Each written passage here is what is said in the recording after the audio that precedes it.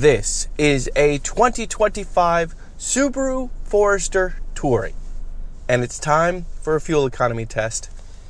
The Forester is listed to get 25 miles to the gallon in the city, 32 miles to the gallon on the highway, 28 combined. This is from a naturally aspirated 2.5 liter flat 4 engine and a continuously variable transmission.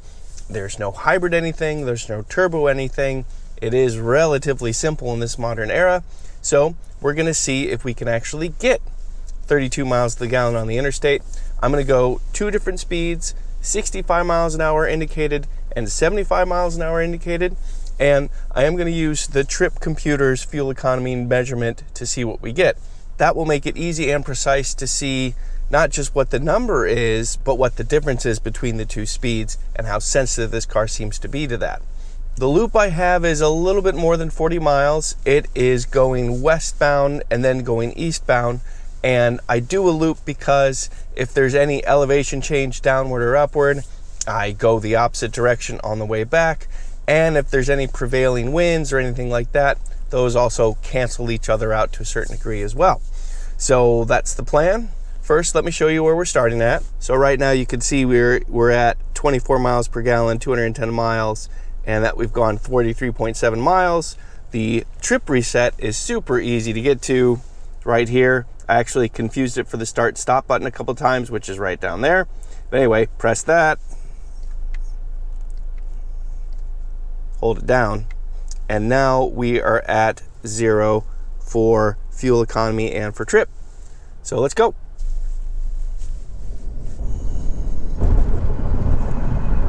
Okay, cruise control is set at 65 miles an hour. I accelerated past 65 miles an hour actually to get onto the freeway. I had to slow down a touch. We've got pretty much no traffic right now, so I'm not expecting that to be much of an issue. And yeah, should be a pleasant cruise. But now that we're on the road, why don't I tell you a little bit about this Subaru Forester. This is the 2025 new generation. We are in the 6th generation Subaru Forester. This vehicle has been with us since the late 90s. There are 5 trims of Forester now: base, premium, sport, limited, and this top-of-the-line touring model. All of them get a 2.5 liter flat 4 engine, a boxer engine as Subaru likes to call it.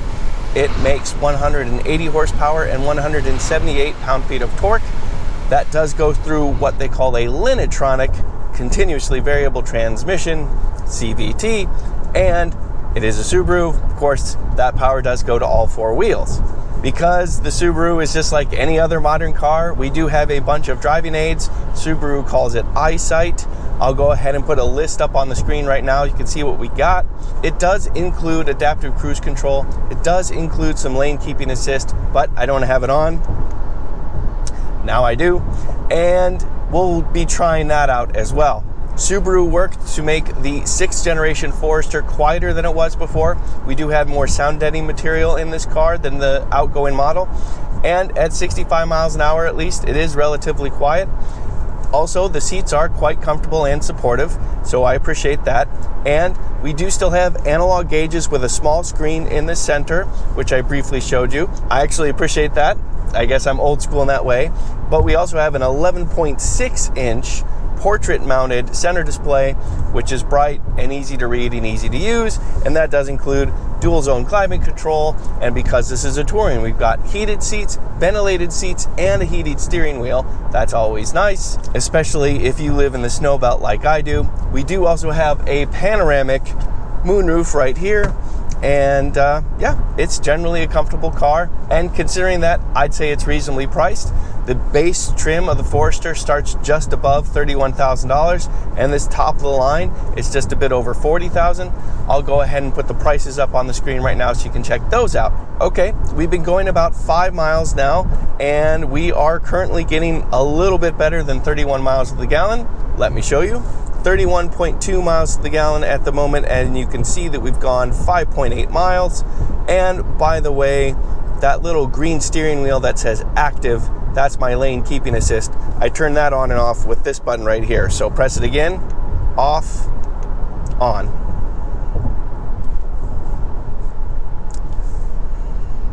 and active.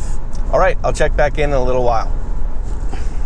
Cruising on the interstate, and I wanted to take a moment to show you that while we don't have a head-up display and we don't have some huge visual representation of the eyesight system working, we do have 3 lights that are interesting. Here's another look at that screen right here. But if you look up, we have 3 lights right there at the base of the windshield that are shining up from just below it. Those indicate one just turned off because now there is a semi-truck in front of us that's too far away for it to count as something being in the lane in the middle. So if that middle light's on, that indicates that something's in front of us, and then the 2 on either side are showing whether we're in the middle of or going off the side of the lane. So right now we're in the middle of the lane. I'm going to drift to the right. We're off to the side, and it shows we're off on the right side. Drift to the left. We're off, and we're off on the left side this time. So yeah, that's what those 3 lights do. And I'll do it again. You can see it does it on the screen as well. Off to the right. Off to the left. Yeah, simple, but it works, and it works well. Okay, about halfway done with the first loop, and we're already well ahead of the advertised fuel economy, showing 34.5 miles per gallon. All right, let's keep going.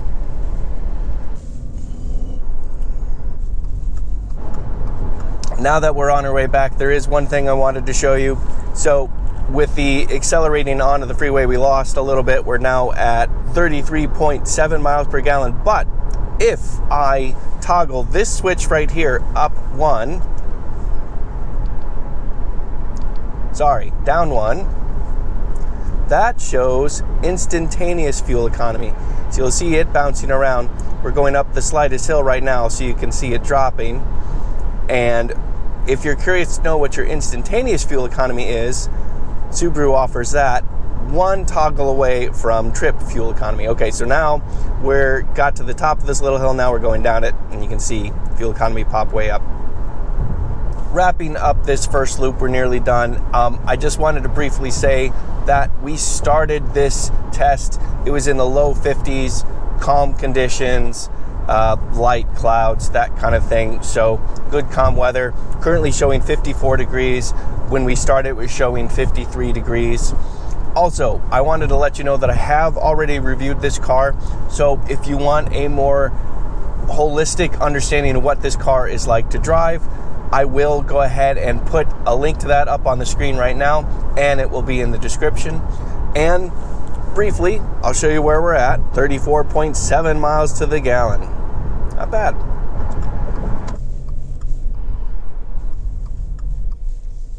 First loop is done. We got past a lot, past no one, and we achieved 34.7 miles to the gallon, comfortably above the 32 miles per gallon that the EPA states.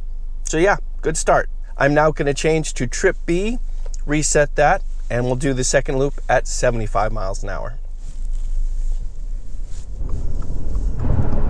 Okay, cruise control is set now at 75 miles an hour. Starting the second loop to see how it goes. I can tell you already, wind noise is noticeably noisier, and there's a bit more road noise as well. You can definitely hear that this is sensitive to speed in terms of cabin isolation anyway. All right, let's see how it goes. Okay, approaching the halfway mark of the second loop, 75 miles an hour. Fuel economy has definitely taken a hit. It is a little bit more sensitive than I predicted. Let me show you. Currently showing 29 miles to the gallon. But otherwise, it's been a perfectly pleasant, comfortable experience. Let's get this second half done.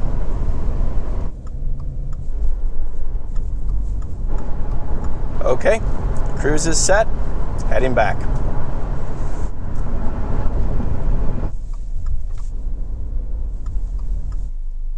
Okay, just finished the second loop, 44.6 miles, just like the first loop, and we achieved 29.3 miles to the gallon. That's a little bit lower than I expected, I have to be honest. I knew that we'd lose fuel economy going faster, pushing through the air faster, all that, but I didn't expect that big of a difference. We went from, almost 3 above EPA number to almost 3 below. But it is on the cooler side. That's not ideal. And overall, it was a very pleasant driving experience. This car also does get louder as the speeds go up. You can get some wind noise come in and road noise, but it's certainly competitive for the class of vehicle it is, and certainly for the price of vehicle that the Forester is. And we are still talking about just under 30 miles to the gallon for something that is a pretty big box, pretty darn tall, and we've got nearly 9 inches of ground clearance, 8.7 inches. So that is great for off-roading prowess and confidence in that regard, but not as good for fuel economy. So all things considered, this is a perfectly pleasant car to have, and the Subaru Forester, even in its 6th generation, definitely stays true to what a Forester has always been since the late 90s. A small, yet big inside, useful, practical, fairly versatile box. And I think it does its job well. But if you want more efficiency, these days there are hybrids out there that can do better. I'm Robin Warner. Thank you very much for watching.